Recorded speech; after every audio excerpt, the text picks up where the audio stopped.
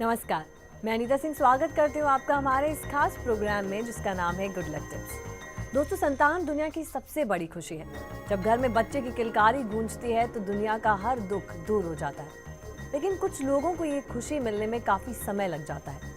यदि आपके साथ भी यही समस्या है तो आज हम आपके लिए लाए हैं कुछ ऐसे चमत्कारिक उपाय जिनसे आपको संतान सुख की प्राप्ति रहेगी। तो आप रहिए हमारे साथ आपके इस खास प्रोग्राम में जिसका नाम है गुड लक टिप्स।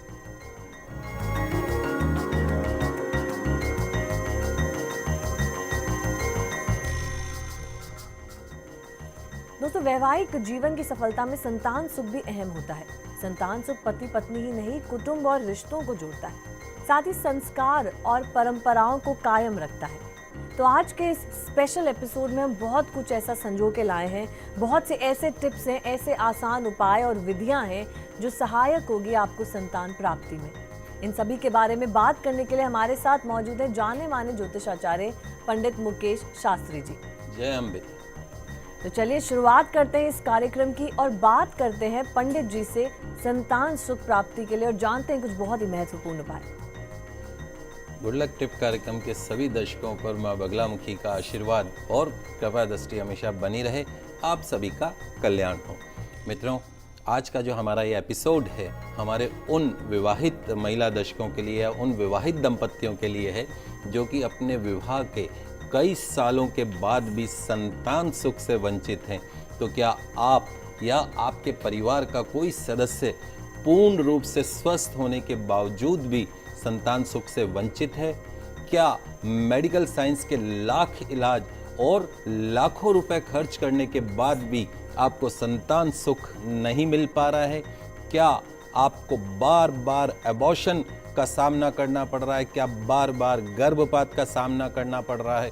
यदि हाँ, तो मित्रों आप परेशान मत होइए, क्योंकि आज मैं आपको असंभव को संभव में बदलने वाला एक बहुत ही चमत्कारिक और दुर्लभ प्रयोग, एक अनुष्ठान आपको बताने जा रहा हूं। इस अनुष्ठान में मंत्र की बहुत बड़ी भूमिका है। यदि आप इस अनुष्ठान को, इस प्रयोग को लगातार 40 दिन तक यदि आप कर लेते हैं तो मेरा दावा है कि निश्चित, यदि आप इस मंत्र की साधना 40 दिन तक करते हैं तो निश्चित तौर पर 40 दिन पश्चात में आपको बहुत ही चमत्कारिक परिणाम देखने को मिलेंगे। इस प्रयोग के अंदर मंत्र की विशेष भूमिका है। आप इस मंत्र को लिख लीजिए, आपकी टीवी स्क्रीन पर भी ये मंत्र आ रहा है। बहुत ही सरल और बहुत ही चमत्कारिक मंत्र है। मंत्र इस प्रकार है, ओम ह्रीं षष्ठी देवी स्वाहा। बहुत ही सरल छोटा सा मंत्र है। वापस एक बार इसका उच्चारण समझ लीजिए, ओम ह्रीं षष्ठी देवी स्वाहा। बड़ा ही सरल चमत्कारिक मंत्र है। दोस्तों, ये जो मंत्र है बहुत ही लाभकारी मंत्र है। यदि आप इस मंत्र का जाप करते हैं तो निश्चित तौर पर आपको अगले ही कुछ दिनों के अंदर बहुत ही शुभ परिणाम देखने को मिल सकते हैं। जी हाँ दोस्तों, जिस तरीके से पंडित जी ने बात करी कि एक बहुत चमत्कारिक उपाय है, बहुत ही चमत्कारी मंत्र है, तो किसे अच्छा नहीं लगता कि बच्चों की किलकारियाँ गूंजती रहे आपके घर में, और जहाँ बच्चे होते हैं वहाँ चहल पहल होती है। तो हम पंडित जी से जानेंगे कि संतान प्राप्ति के लिए जो मंत्र है, मंत्र तो आपने जाना, साथ ही किस तरीके से उस मंत्र को करें या क्या और ऐसे उपाय हो सकते हैं, किस देवता या देवी की पूजा की जाए कि आपको बहुत ही सुंदर और स्वस्थ संतान की प्राप्ति हो। मित्रों, जो सुंदर संतान, कल्याण और दया प्रदान करने वाली जो माता है, जिसे हम षष्ठी देवी के नाम से जानते हैं, वो जगत की माता है। श्वेत चंपक के समान इनका वर्ण है। नवजात शिशु के जन्म के 6ठे दिन जिस देवी की पूजन की परंपरा है वो है षष्ठी देवी। अपने भक्तों की सभी कामनाओं को पूर्ण करने वाली मां षष्ठी देवी न केवल निसंतान दंपतियों को सुयोग्य संतान सुख प्रदान करती है, वहीं आपकी संतान को दीर्घायु भी बनाती है, संकटों से मुक्ति प्रदान करती। तो जो महिला मां भगवती षष्ठी देवी के मूल मंत्र और स्तोत्र का पठन करती हैं तो वो निश्चित तौर पर न केवल दीर्घजीवी बल्कि सुंदर सुयोग्य संतान को प्राप्त करती है। शास्त्रों में कहा गया है कि मृतवत्सा नारी, अर्थात जिस स्त्री का शरीर मृत्यु के समान बिस्तर में पड़ा हो, यदि वो भी अगर इस स्तोत्र का पाठ करती है, सिर्फ श्रवण करती है, तो निश्चित तौर पर वो संतान प्रसव करने की क्षमता प्राप्त कर लेती है। तो यदि आप संतान सुख प्राप्त करना चाहते हैं तो माँ षष्ठी देवी के स्तोत्र मंत्र का जाप करना चाहिए। वहीं यदि आपकी संतान यदि किसी गंभीर रोग से पीड़ित है, उसको बहुत ही कोई असाध्य यदि बीमारी है, तो उस असाध्य बीमारी से मुक्ति के लिए, गंभीर बीमारी से मुक्ति के लिए यदि आप माँ षष्ठी देवी के मूल मंत्र और स्तोत्र का जाप करते हैं, पठन करते हैं, तो निश्चित तौर पर माँ षष्ठी देवी की कृपा से आपकी संतान को गंभीर रोग से भी मुक्ति मिलती है। माँ षष्ठी देवी कौन है, इनका भी मैं आपको परिचय दे देता हूँ। तो भगवान शंकर की पुत्र वधु के नाम से हम इनको जानते हैं। भगवान कार्तिकेय की जो धर्मपत्नी है वो माँ षष्ठी देवी है। तो माँ षष्ठी देवी की जो आराधना है, इस स्तोत्र में एक बहुत ही अच्छी लाइन कही गई है, धनम देहि प्रियाम देहि पुत्रम देहि सुरेश्वरी, धन भी दो, पति का प्यार भी दो, और पुत्र यानी संतान सुख भी हमें प्रदान करो। तो दोस्तों, आपने जाना कि कैसे षष्ठी देवी, षष्ठी माता के पूजन से आपको संतान सुख की प्राप्ति तो होगी, साथ ही स्वस्थ और अच्छे जो सुंदर बच्चे की अगर जो कामना करते हैं, साथ ही आपका बच्चा अगर किसी बहुत ही बड़ी बीमारी से ग्रसित है तो उसका भी समाधान है इस मंत्र के द्वारा। तो पंडित जी से हमने अभी मंत्र तो जाना, लेकिन इस मंत्र को करने की क्या विधि है, आइए ये भी हम जानते हैं। इस अनुष्ठान को करने की जो विधि है वो मैं आपको बता देता हूँ, आप लिख लीजिए। बहुत ही सरल विधि, आप अपने घर के अंदर आप कर सकते हैं। तो इस महामंत्र और स्तोत्र की जाप की सही विधि को जानते हैं। तो आपको करना ये है कि किसी भी शुक्ल पक्ष, ध्यान रखें कि कोई भी शुक्ल पक्ष हो, उसकी षष्ठी जो तिथि होती है यानी छठा दिन शुक्ल पक्ष का, तो षष्ठी तिथि के दिन प्रातःकाल आप स्नान आदि से निवृत्त होकर सफ़ेद वस्त्र धारण कर लीजिए। तत्पश्चात में जो आपका पूजा का घर है यानी पूजा स्थल पे आप जाकर एक आसन के ऊपर उत्तर दिशा की तरफ मुख करके आप बैठ जाइए। तत्पश्चात में अब आपको आचमन और प्राणायाम करना है। अब आप अपने सामने एक चौकी अथवा बाजोट की स्थापना कर लीजिए अपने पूजा स्थल पर। फिर उस बाजोट के ऊपर एक सफ़ेद वस्त्र आप बिछा दीजिए। उस सफ़ेद वस्त्र के ऊपर हल्दी से, जो अपनी पीली हल्दी होती है, उस हल्दी को थोड़ा जल में घोलकर उस हल्दी से स्वस्तिक का चिन्ह बना दीजिए उस कपड़े के ऊपर। तत्पश्चात में एक मुट्ठी हरिद्रा से रंगे हुए, हरिद्रा यानी हल्दी, उससे रंगे हुए जो पीले चावल होते हैं उनकी एक ढेरी, एक मुट्ठी में जितना है उस स्वस्तिक के ऊपर आप रख दीजिए। अब आपको एक नया तांबे का अथवा स्टील का एक कलश लेना है। उस कलश के अंदर शुद्ध देशी घी भरकर चावल की जो हमने ढेरी लगाई थी उस ढेरी के ऊपर उस कलश को स्थापित कर दीजिए। कलश के मुख पर भी एक तांबे की प्लेट से उसको कलश को ढक दें और उस जो प्लेट है उस पर भी आप सफ़ेद चावल एक मुट्ठी उसके ऊपर रख दें। अब माँ भगवती की सुंदर प्रतिमा अथवा चित्र की आप स्थापना चौकी के ऊपर कर दीजिए। तत्पश्चात में अब आपको माँ षष्ठी देवी की पूजा का, मंत्र जाप का, स्तोत्र पाठ का आपको संकल्प करना है। इस संकल्प के साथ में हाथ में थोड़ा सा जल ले लीजिए, उसके अंदर एक सुपारी, एक सिक्का और थोड़ा सा कुमकुम पाउडर डाल के, और उसके बाद संकल्प करें। संकल्प में ये प्रार्थना करते हैं कि मैं आपके इस स्तोत्र का, इस मंत्र जाप का मैं संकल्प ले रही हूँ। विधि विधान पूर्वक 40 दिन तक मैं इस मंत्र का जाप करूँगी। आप मेरे मन की मनोकामना को पूर्ण करें और मेरी जो वर्षों से जो सूनी गोद है उस गोद को आप भरें। ऐसा आपको माता रानी के सामने संकल्प करना है। तत्पश्चात में आपको माँ षष्ठी देवी की षोडश उपचार पूजा करनी है। सफ़ेद पुष्प अर्पण करने हैं, धूप दीप नैवेद्य अर्पण करने हैं। साथ में आपको माँ षष्ठी देवी से संतान सुख प्राप्त करने की प्रार्थना करनी है। अब आप सबसे पहले 108 बार, ध्यान रखें, 108 बार माँ षष्ठी देवी का मूल मंत्र जो हमने आपको पहले बताया है उस मूल मंत्र का आपको जाप करना है। जाप करने के पश्चात में आप माँ षष्ठी देवी के इस स्तोत्र का पाठ करेंगे। बहुत ही सरल पाठ होता है, ज़्यादा संस्कृत में नहीं होता है। किसी भी पूजा सामग्री की जो दुकान होगी जहाँ पे आप जाएंगे और वहाँ पूछेंगे षष्ठी देवी के स्तोत्र का हमको चाहिए, तो वो आपको दे सकते हैं। तो आप जाके बाजार से इस स्तोत्र को खरीद सकते हैं। तो आपको षष्ठी देवी के स्तोत्र का पाठ करना है। पाठ के पश्चात में आपको माँ की आरती करनी है और फिर पुष्पांजलि करनी है। पुष्पांजलि करने के साथ में क्षमा प्रार्थना करनी है और अपनी झोली संतान सुख से भरने की प्रार्थना करनी है। तो लगातार 40 दिन तक इसी तरीके से आपको माँ षष्ठी देवी की पूजा करनी है। यदि आप इस अनुष्ठान को इस विधि के अनुसार करते हैं तो निश्चित तौर पर आपको बहुत ही चमत्कारिक परिणाम देखने को मिलेंगे। वर्षों से सूनी गोद भी संतान की किलकारियों से गूंजने लगेगी और मेडिकल साइंस के लाख मना करने के पश्चात में भी आपको बहुत ही शुभ परिणाम देखने को मिलेंगे। तो दोस्तों, ये तो आपने जाना पूरा विधि विधान की किस तरीके से स्थापना करके और माँ षष्ठी देवी का स्तोत्र पाठ करें और मंत्र जाप करें 108 बार, और फिर देखिए आपकी सूनी गोद कैसे जल्द से जल्द भर जाएगी और कैसे किलकारियां गूंजेंगी आपके घर में। अभी वक्त हो चला एक ब्रेक का, जल्द हाजिर होंगे बाकी सभी विधि विधान के साथ।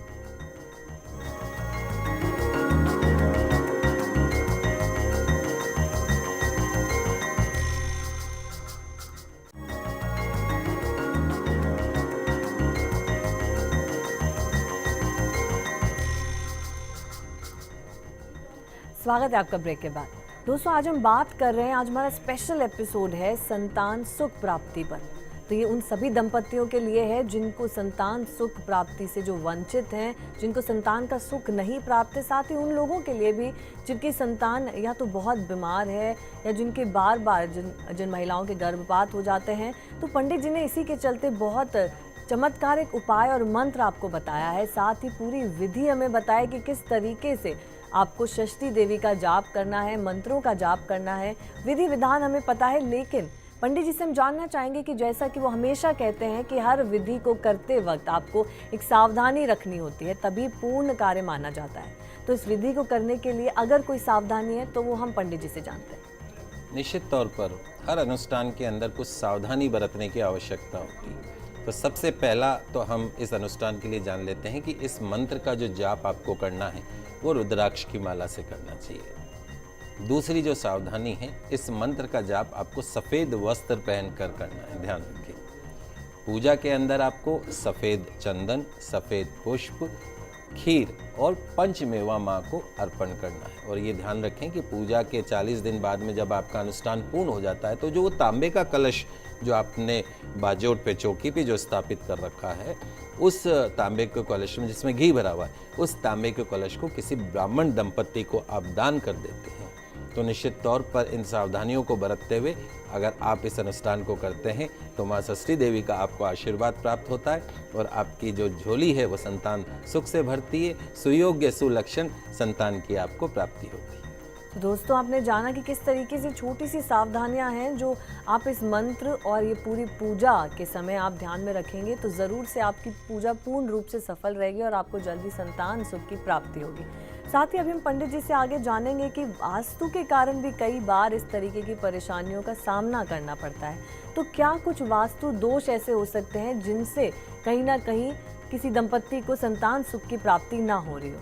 जी पंडित जी। मित्रों, तो क्या घर का वास्तु दोष आपके संतान सुख को प्रभावित करता है? निश्चित तौर पर मित्रों, जिस किसी दंपत्ति को विवाह के वर्षों के बाद पूर्ण रूप से स्वस्थ होने के बावजूद भी गर्भ धारण नहीं हो रहा हो या बार बार गर्भपात हो जाता हो, तो इस समस्या का जो दोष है वो उनमें कुछ प्रमुख जो कारण हैं, उसमें एक तो कुंडली दोष या जिसको हम पितृ दोष कहते हैं, और साथ साथ में घर का वास्तु दोष, ये प्रमुख कारणों में जाना जाता है। तो आइए जानते हैं कि आपके घर का कौन सा वास्तु दोष आपके संतान सुख को प्रभावित करता है। तो उन्हीं वास्तु दोषों पे अभी आज हम चर्चा करते हैं। तो सबसे पहला जो बड़ा वास्तु दोष है, यदि आपके घर का आंगन, ध्यान रखें, आपके घर का जो चौक होता है, आंगन जिसको बोलते हैं, यदि वो पूर्व और पश्चिम में ज्यादा लंबा हो तो वंश वृद्धि नहीं होती है। ध्यान रखें, आंगन जो हो, आपका चौक जो हो घर का, वो हमेशा आयताकार होना चाहिए, उत्तर दक्षिण में ज्यादा होना चाहिए, या चौकोर अगर आप रखते हैं तो निश्चित तौर पर इस दोष से आपको मुक्ति मिलती है। दूसरा जो प्रमुख दोष है, यदि आपके घर की पूर्व दिशा बाधित होती है तो भी संतान वृद्धि में बाधा उत्पन्न होती है, और दक्षिण दिशा का खुला या हल्का होना भी बार बार संतान को हानि करवाता है। पूर्व दिशा जो होती है वो भगवान सूर्य की दिशा होती है। तो अगर भगवान सूर्य का आशीर्वाद आपके ऊपर बना हुआ है तो निश्चित तौर पर आपके घर में सुख शांति समृद्धि रहती है और वंश बढ़ता है। लेकिन यदि आपके घर की पूर्व दिशा ही पूरी तरीके से बंद है, खिड़की भी नहीं है वहां पे, तो फिर भगवान सूर्य का आशीर्वाद आपको नहीं मिलता है। और यदि आपके घर का जो दक्षिण का जो हिस्सा है यदि वो बहुत ज़्यादा खुला है तो भी आपके घर के अंदर राहु केतु का प्रवेश हो जाता है, जिसके कारण कि बार बार एबॉर्शन जैसी स्थितियों का सामना करना पड़ता है। तीसरा जो प्रमुख दोष है, यदि आपके घर का दक्षिण पश्चिम का जो कोना होता है जिसे हम नैऋत्य कोण के नाम से जानते हैं, और उत्तर पूर्व का कोना जिसे हम ईशान कोण के नाम से जानते हैं, यदि वहां पर कोई दोष होगा तो भी परिवार के अंदर पितृदोष का सूचक माना जाता है। ऐसी स्थिति में भी संतान नहीं होती है। इसको थोड़ा सा मैं आपको एक्सप्लेन कर लेता हूं कि ईशान कोण के अंदर यदि आपने बहुत ज़्यादा उसको भारी कर दिया, वहाँ पे बहुत ज़्यादा गंदगी कर रखी, नैऋत्य कोण के अंदर आपने उसके अंदर बहुत ज़्यादा वास्तु दोष हो गया, अंडरग्राउंड वाटर टैंक वहाँ पर हो गया है, तो ऐसी स्थितियों के अंदर आपके घर के अंदर पितृदोष आ जाता है। कहते हैं कलयुग के अंदर पितरों का विशेष रूप से माना गया है। एक बार भगवान को पूजें, लेकिन उसके साथ साथ में आपको पितरों की पूजा करनी बहुत जरूरी है। तो घर का जो वास्तु दोष है वो आपके पितृदोष को आमंत्रित करता है। तो दोनों जो कोने हैं, नैऋत्य कोण और ईशान कोण, उनके अंदर आपको विशेष रूप से सावधानी रखनी है, उसको स्वच्छ रखना है और अच्छी तरीके से उसको मेंटेन करके चलेंगे तो आपके घर के अंदर ये दोष नहीं रहेंगे। तो दोस्तों, आपने जाना कि किस तरीके के वास्तु दोष हो सकते हैं जो आपको संतान सुख की प्राप्ति नहीं होने दे रहे, लेकिन क्या कुछ किया जा सकता है, इस वास्तु दोष को दूर किया जा सकता है, किन तरीकों से कर सकते हैं, ये जानेंगे हम पंडित जी से। जी पंडित जी, जो मैंने आपको वास्तु दोष बताए हैं उनको दूर करने के भी मैं आज आपको सरल उपाय बता देता हूँ। सबसे पहली जो चीज़ है वो बहुत मुख्य चीज़ है, उसको आप समझ लीजिए। जो नव दंपत्ति होते हैं, जैसे हम कहते हैं न्यूली मैरिड जो कपल होते हैं, उनको शुरू के कुछ समय लगभग 1 वर्ष तक घर का जो उत्तर पश्चिम का जो कोना है, यानी जिसे हम वायव्य कोण कहते हैं, ध्यान रखें उत्तर पश्चिम कोण में जो कमरा बना हुआ है उस कमरे के अंदर उनको निवास यदि वो करते हैं तो निश्चित तौर पर गर्भ धारण करने के लिए वो लाभदायक सहायक होता है। और जिन दंपत्तियों का विवाह हुए काफी समय हो गया है और गर्भ धारण अथवा संतान प्राप्ति नहीं हो रही है, बार बार अबॉर्शन हो रहा हो, तो उन्हें हम हमेशा घर का जो पश्चिम दक्षिण यानी दक्षिण पश्चिम का जो कोना है जिसे नैऋत्य कोण के नाम से जाना जाता है, या दक्षिण दिशा में बना हुआ कोई कमरा है तो उसमें शयन कक्ष बनाना चाहिए।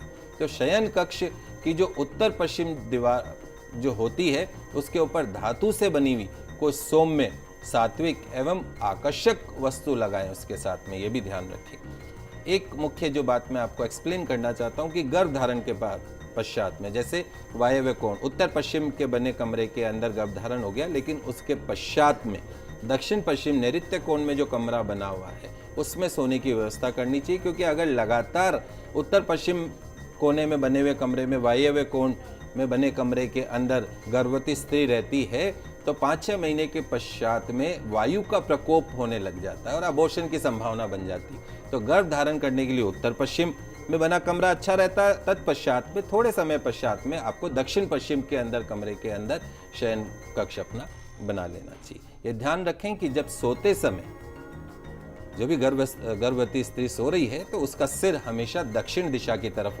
रखना चाहिए और पांव उत्तर दिशा की तरफ, और संतान के जन्म तक बिस्तर की दिशा आपको नहीं बदलनी है। कमरे का जो उत्तर पश्चिम जो छोर है या जो दीवार है, उस दीवार के ऊपर बच्चों के समूह की, जिसमें 3-4 बच्चों की, हंसते खेलते बच्चों की तस्वीर यदि मिल जाए तो उस तस्वीर को आपको टांग ले, जिससे कि सामान्य प्रसव के अंदर सहायता मिलती है। और ये ध्यान रखें कि गर्भवती स्त्री के बिस्तर के नीचे कभी भी झाड़ू नहीं लगानी चाहिए। बिस्तर का जो नीचे का हिस्सा होता है, पलंग के नीचे का हिस्सा होता है, वहाँ कभी झाड़ू नहीं लगानी चाहिए। गर्भवती स्त्री को हम सलाह देते हैं कि माणिक रत्न, सूर्य के लिए जो होता है माणिक रत्न, सोने की अंगूठी के अंदर वो धारण कर सकती हैं, या तिकोना मूंगा 6.25 रत्ती का, वो भी अनामिका उंगली में चांदी के अंदर वो धारण करें तो विशेष लाभ मिलता है। इस बात का भी विशेष ध्यान रखें कि जो बिस्तर है उस बिस्तर के नीचे, जैसे मैंने आपको बताया कि झाड़ू भी नहीं लगानी है, और उसके नीचे कोई भारी सामान, हैवी सामान, लोहे का या ऐसा कोई भी भारी सामान बिस्तर के नीचे नहीं रखनी चाहिए। गर्भ समय के अंदर वृद्धों और गुरु की सेवा आपको अवश्य करनी है। हरिवंश पुराण का पाठ संतान गोपाल मंत्र का जाप और पितृ दोष का निवारण यदि आप घर में करवाते हैं तो निश्चित तौर के अंदर इन सभी वास्तु दोषों से आपको मुक्ति मिलती है और वर्षों से सूनी गोद भी आपकी संतान की किलकारियों से गुलज सकती है। तो दोस्तों, ये तो आपने जाना कि आज किस तरीके से वास्तु दोष भी कितना महत्वपूर्ण हो सकता है कि अगर आपको संतान प्राप्ति ना हो रही है और किस तरीके से हम इन्हें दूर कर सकते हैं। ये सब कुछ हमने जाना पंडित जी से, और हमने जाना कि संतान प्राप्ति के लिए और अच्छी और सुंदर संतान के लिए क्या कुछ करना चाहिए, कितना मंत्र और क्या कुछ विधि विधान से किया जाना चाहिए, सब कुछ आपने जाना। और आइए अब संतान प्राप्ति के बाद अब आज का कोई विशेष गुड लक टिप हमारे दर्शकों के लिए हम जानते हैं पंडित जी से। मित्रों, क्या आप चाहते हैं कि आपके घर परिवार में किसी भी तरह की कलह, रोग और खासकर पैसों की तंगी का साया ना हो? यदि हाँ, तो मित्रों आपको हर रोज माँ तुलसी जी की जो पूजा आराधना है आपकी सभी परेशानियों से आपको मुक्त कर सकती है। तो जानते हैं कि माँ तुलसी की आराधना कैसे करें। तो प्रातःकाल स्नान आदि से निवृत्त होकर माँ लक्ष्मी की मूर्ति के साथ में तुलसी के पौधे में पवित्र गंगा जल आपको चढ़ाना चाहिए। पंचोपचार पूजा यानी लाल चंदन, अक्षत, लाल फूल, मिश्री या दूध से बनी मिठाई का भोग लगाकर चंदन की अगरबत्ती व गाय के घी का दीपक जलाकर माँ तुलसी की आराधना करते हैं।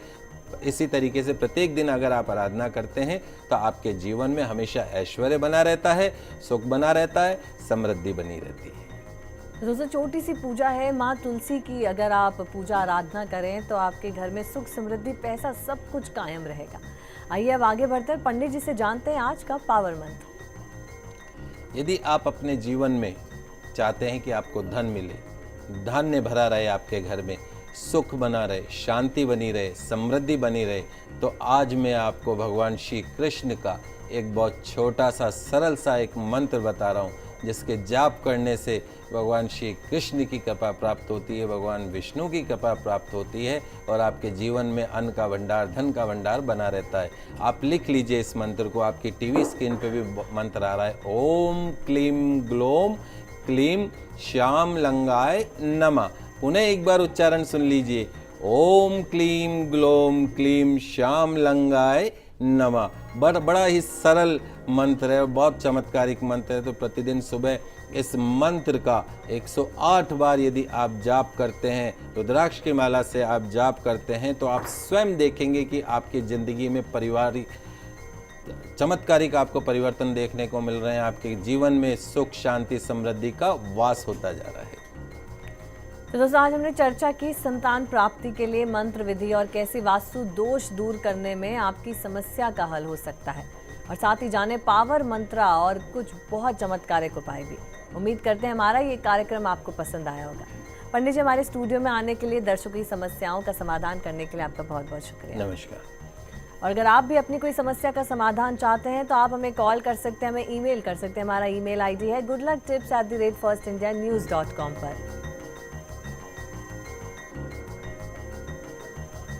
तो दोस्तों, अगले हफ्ते फिर होगी आपसे मुलाकात। तब तक के लिए दीजिए हमें इजाजत। खुश रहिए और रखिए अपना ख्याल। नमस्कार।